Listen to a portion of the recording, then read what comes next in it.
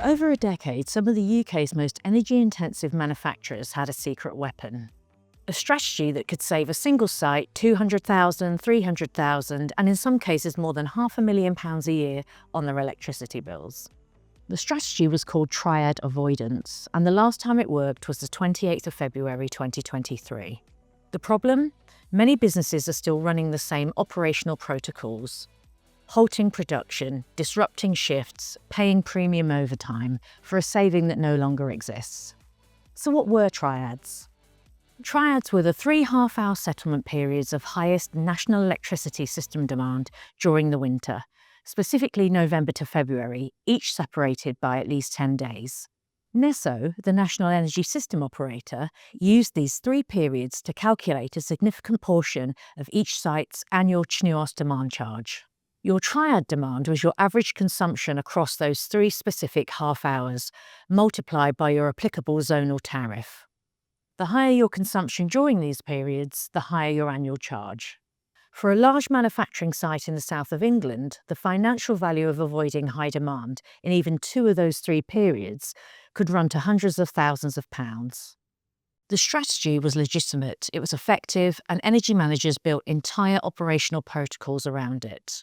In April 2023, Ofgem implemented the Targeted Charging Review. The TCR fundamentally restructured how the residual element of CHNUOS, the largest component of the charge, is recovered from demand customers.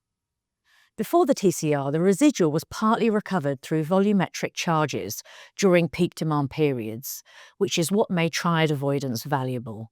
After the TCR, over 90% of the residual shifted to a fixed capacity-based charge. It's now set by your agreed supply capacity, the maximum demand level your connection is contracted to support, not by your actual consumption during peak periods. The result? Reducing your demand during any specific half-hour period no longer reduces your annual CHNUOS liability in any material way. The triad saving completely disappeared, not gradually, immediately, on the 1st of April 2023. So why are some businesses still running triad avoidance protocols? A few reasons. First, the energy management plan that contained the triad strategy could have been written before April 2023 and nobody has reviewed it. Second, the protocols were embedded in shift schedules and operational procedures, and changing them requires an internal decision that hasn't been made. Third, and perhaps most commonly, nobody told the operations team that the financial justification for the disruption is now zero. The cost of running a dead triad protocol is not just zero benefit, it's a real operational cost. Production downtime, premium overtime payments, planning disruption. If your energy management plan was written before April 2023, the triad section is now costing you money rather than saving it. So what are the modern alternatives? 3 things are worth considering for energy-intensive manufacturers. First, capacity optimization. The residual CHNUOS charge is now set by your agreed supply capacity.